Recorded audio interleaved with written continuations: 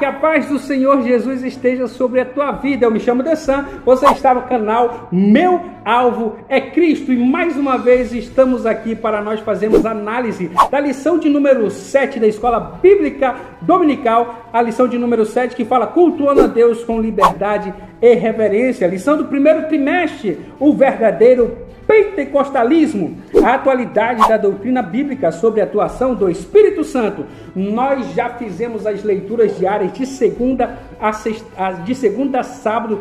Todos os dias a leitura diária está aí, está na descrição desse vídeo as leituras diárias, tá bom? Hoje é sexta-feira, nós fazemos a análise das leituras diárias de segunda a sábado, quinta, sexta e sábado nós fazemos a análise dos tópicos da lição da revista da Escola Bíblica Dominical. E hoje, como é sexta-feira, nós vamos fazer a análise da lição do tópico de número 2, o centro do culto pentecostal.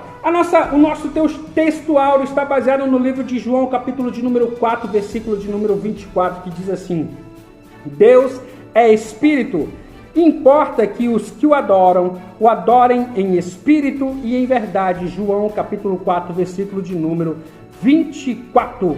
A verdade prática está escrito o seguinte: a adoração em Espírito diz respeito à posição espiritual do adorador. Isso quer dizer que o que vale diante de Deus é como adorar, não onde adorar. Nós já fizemos análise, pessoal. Você que está assistindo o nosso vídeo pela primeira vez, você que quer aprender um pouco mais sobre o culto ao Senhor Jesus, dá uma olhada na descrição desse vídeo, está o link de todas as leituras diárias, da análise do primeiro tópico. Fantástica, fantástica, fantástica. Não perca a oportunidade de aprender mais sobre a melhor forma de adorar o Senhor Jesus. Você que já é inscrito, deixa o seu like. Você que ainda não é inscrito, se inscreva no nosso canal, deixa o seu like, compartilhe esse vídeo com outras pessoas e que nós possamos crescer na graça e no conhecimento do nosso Senhor Jesus Cristo. Eu me chamo Dessan, você está no canal Meu Alvo é Cristo. Então vamos lá, tópico de número 2, o centro do culto pentecostal. Nós já aprendemos durante essa semana que nós devemos oferecer a Deus um culto de reverência, certo? Nós não podemos oferecer um culto de qualquer jeito e também nós não podemos entregar a Deus o nosso culto estando de qualquer jeito. Nós também devemos estar bem para apresentar a Deus o nosso culto, beleza? E agora nós vamos aprender quem é o centro do nosso culto pentecostal. O centro do culto pentecostal. Igreja é toda congregação ou assembleia que se reúne em torno do nome de Jesus Cristo como Senhor e Salvador, professando fé nele publicamente e de forma diversificada. Perfeito!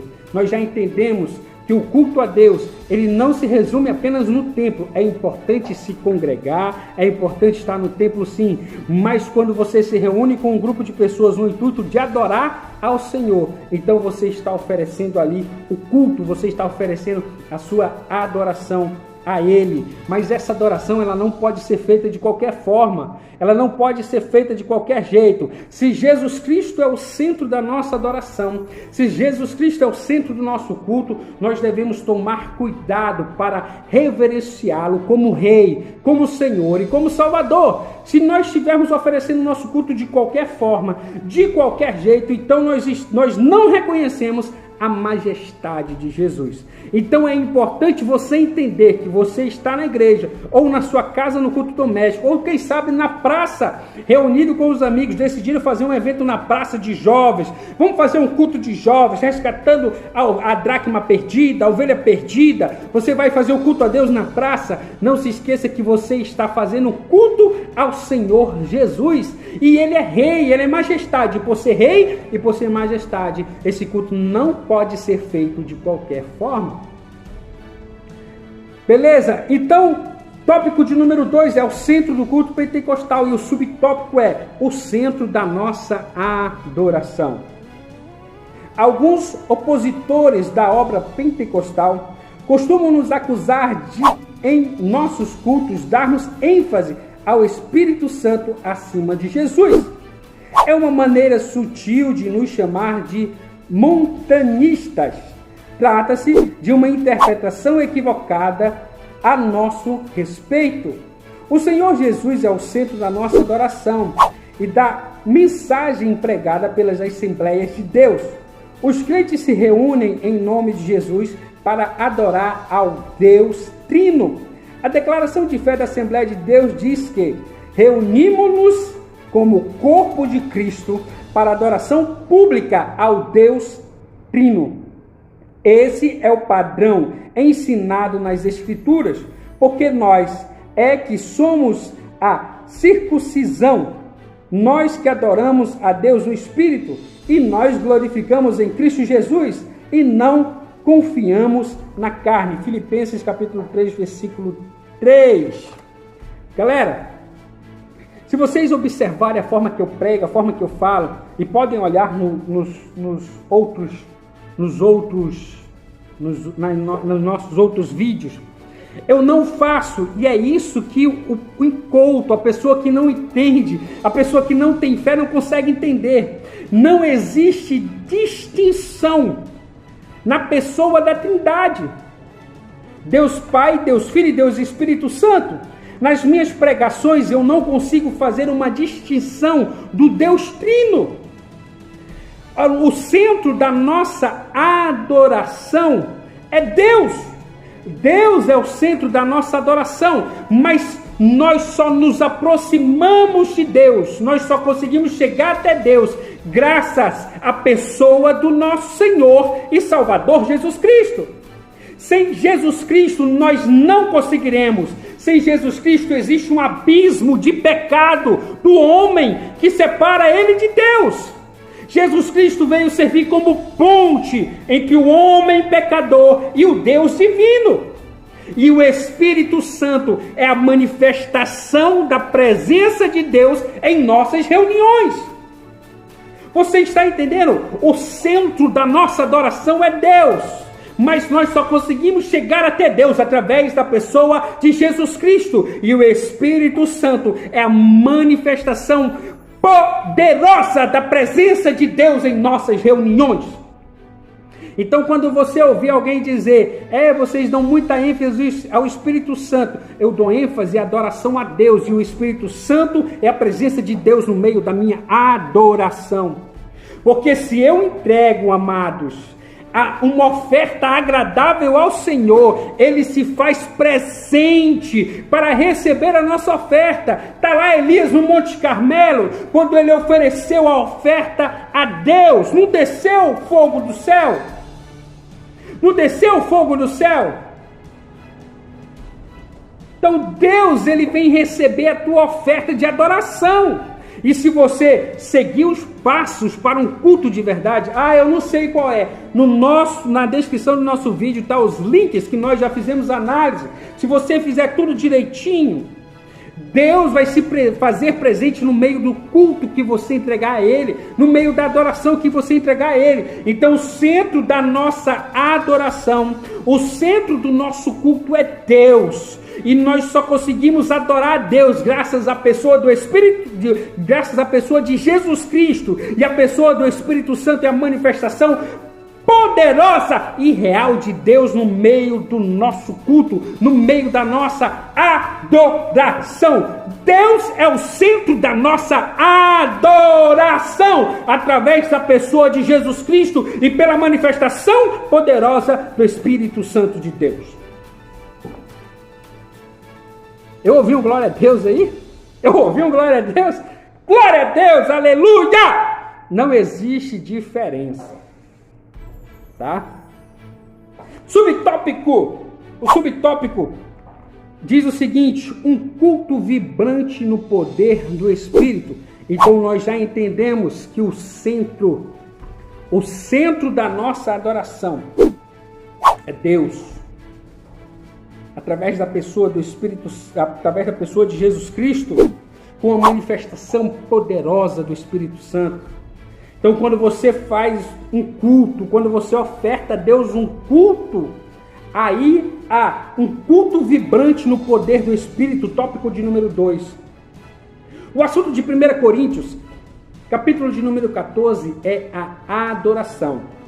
Nós já lemos alguns versículos desse capítulo.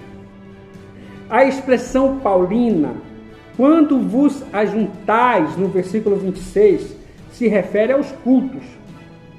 A exortação paulina à comunidade cristã de Corinto nos ensina muita coisa sobre o culto. Entre elas, que o culto não era entediante e nem consistia no pregador falando para um rebanho atento e silencioso, pois havia uma interpretação dinâmica de compartilhar e receber. Os crentes não eram espectadores, mas participantes do culto. Nada há na instrução paulina, versículo 26 até o versículo 32, que indique se essa manifestação dos dons restrita à liderança. O contexto sugere a participação dos crentes em geral. Eu quero tratar esse tópico aqui com bastante cuidado com você, para você entender legal. Primeiro, o culto ele é coletivo e individual. O culto ele é coletivo e individual. Paulo diz lá no versículo de número 26, quando vocês se juntarem, né, quando vocês se ajuntar para adorar a Deus, tomem certos cuidados.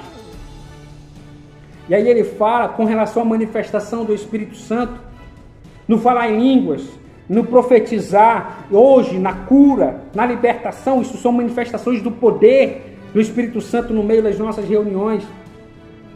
Então o culto nesse momento, quando há o agrupamento de pessoas, Jesus fala, quando estiverem 2 ou 3 reunidos em meu nome, lá eu estarei. Então quando há esse agrupamento de pessoas, já há o culto, ele é coletivo, mas ele também é individual. O culto ele é individual. Nós aprendemos nas nossas leituras diárias, e se você não viu os vídeos da leitura diária, está o link na descrição desse vídeo. Quando entrares na casa do teu Deus, cuidado com as sandálias dos teus pés. Eclesiastes 5:1. Nas leituras diárias nós aprendemos que o que importa não é o lugar. Pode ser na sua casa, pode ser na igreja, pode ser na praça. Você se reuniu para adorar a Deus. Ou como é que você entrega a sua adoração?